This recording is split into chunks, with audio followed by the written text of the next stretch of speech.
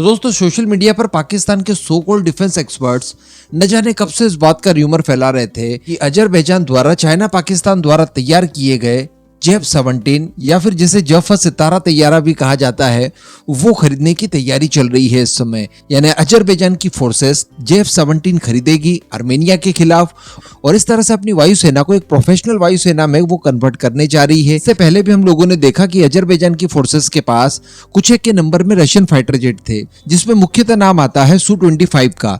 उसे भी अपग्रेड करवाया गया था टर्की की मदद से। इसमें कई सारे हथियारों वगैरह की इंटीग्रेशन का काम करवाया, इसके अलावा इसके एवियोनिक्स वगैरह में काम करवाया और ओवरऑल इन्हें इस लायक बनाया गया ताकि ये किसी भी परिस्थिति में एटलीस्ट युद्ध लड़ सके, अपने देश की सुरक्षा कर सके। लेकिन दोस्तों एक बार सोचकर देखिए कि ये सारे मूव आर्मेनिया के लिहाज से कितने ज्यादा खतरनाक हो सकते हैं, क्योंकि आर्मेनिया की वायुसेना के पास लिटरली इनसे निपट पाने के लिए फिलहाल कोई भी व्यवस्था नहीं है। JF-17 को इतना ज्यादा ताकतवर फाइटर जेट नहीं है, लेकिन उसके पास फाइटर जेट है, ये बड़ी बात है।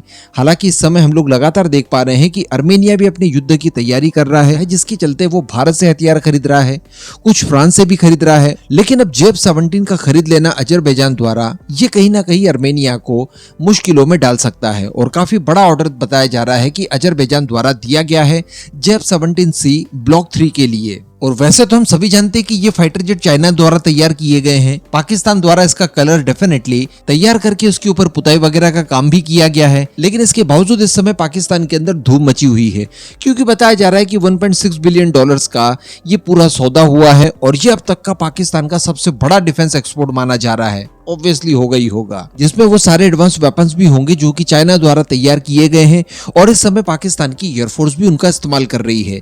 अब अगर बात की जाए आर्मेनिया की, तो इनसे बचने के लिए उसके पास साधन क्या क्या है, तो air defence system no doubt उसके पास कुछ एक की मात्रा में है। कुछ तो उसके पास पुराने सोवियत ईरा वाले हैं, कुछ पिछले युद्धों में तबाह भी हो गए थे। लेकिन अच्छी बात यह है कि उसने कुछ ही समय पहले भारत से आकाश एयर डिफेंस सिस्टम खरीदे थे, जो कि इस तरह के फाइटर जेट से उसके देश की सुरक्षा कर पाएगा, काफी ज्यादा इफेक्टिव साबित होंगे इवन वो। लेकिन अगर आर्मेनिया की वायुसेना की बात की जाए तो उसके पास ले देकर कुछ भी नहीं है। कुछ 2-4 की संख्या में सुखोई 30 विमान हैं, जो कि काफी लंबे समय से अपग्रेड भी नहीं किए गए हैं और भारत काफी समय से इन्हें ऑफर भी दे रहा है कि क्यों ना आप हमसे ये सुखोई 30 अपग्रेड करवा लें, जिनसे कि हम लोग इनके अंदर हथियारों के इंटीग्रेशन वगैरह कर देंगे और कुछ और समय तक इनकी लाइफ साइकिल बढ़ जाएगी। हालांकि अभी तक ये काम पेंडिंग है और अभी तक इसको लेकर कोई डील नहीं हुई है, तो अब तो डेफिनेटली उसे करवाना ही होगा। तो भारत संभवतः जो 3 की संख्या में उनके पास Su-30 है उन्हें अपग्रेड करके दे देगा। कुछ अस्त्र मिसाइल्स वगैरह भी इसके लिए संभवतः दी जा सकती है। लेकिन ये अच्छी अपॉर्चुनिटी भारत के पास अब है कि चूंकि अब इतनी बड़ी मात्रा में अजरबैजान द्वारा JF-17 खरीदे जा रहे हैं, तो इन्हें काउंटर करने के लिए उसे एक फुल फ्लैश फाइटर जेट तो चाहिए ही चाहिए, और लगभग उतने ही नंबर्स में जितने नंबर्स में अजरबैजान खरीद रहा है। तो इसके लिए उसके पास एकमात्र ऑप्शन इस समय भारत का तेजस ही बचता है, क्योंकि अगर आर्मेनिया की बात की जाए तो आर्मेनिया इस समय रशिया से हथियार ले सकता है, लेकिन एक तो सैंक्शंस लगे हुए हैं, दूसरा आर्मेनिया खुद ही नहीं लेगा, क्योंकि रशिया का सौतेला व्यवहार वो काफी लंबे समय से नोटिस कर रहा है अपने लिए। इसके अलावा उसके पास ऑप्शन है पश्चिमी देश और भारत।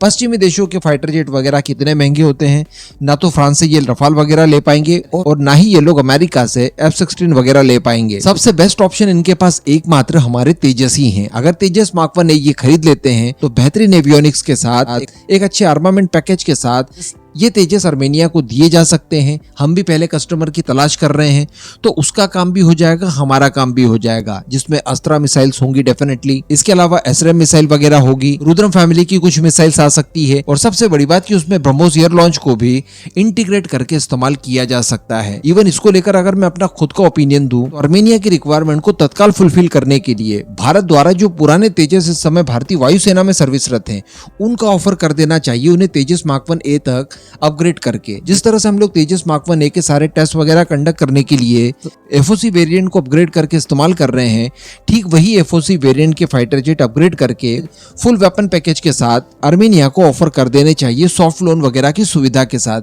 तो आर्मेनिया को हाथों हाथ फाइटर जेट मिल भी जाएंगे कम कीमतों पर, बड़ी आसानी से वो एक्सेप्ट कर लेगा। और जितने फाइटर जेट की कमी हमारी वायुसेना में आती है आर्मेनिया की खरीद लेने के बाद, उतने हम लोग तेजस मार्क 1A एडिशनली ऑर्डर कर सकते हैं, क्योंकि यहाँ पर इस तरह की चीजें भी निकल कर सामने आ सकती है कि आर्मेनिया को पुराने F-16 ऑफर कर दिए जाएं। अमेरिका इस मामले में कुछ भी कर सकता है, तो ऐसा कोई ऑफर उसे मिले इससे पहले भारत ने इस मौके को लपक लेना चाहिए। और ये बहुत अच्छा मौका होगा जब हमारा तेजस और साथ ही हमारे इंडिजिनस मिसाइल वगैरह वॉर प्रूवन हो जाएगी, क्योंकि आर्मेनिया अजरबैजान के बीच में किसी भी वक्त युद्ध हो सकता है। ऐसी परिस्थिति में अपने हथियारों को वॉर प्रूवन करवाने का इससे अच्छा सुनहरा मौका दूसरा नहीं मिलेगा।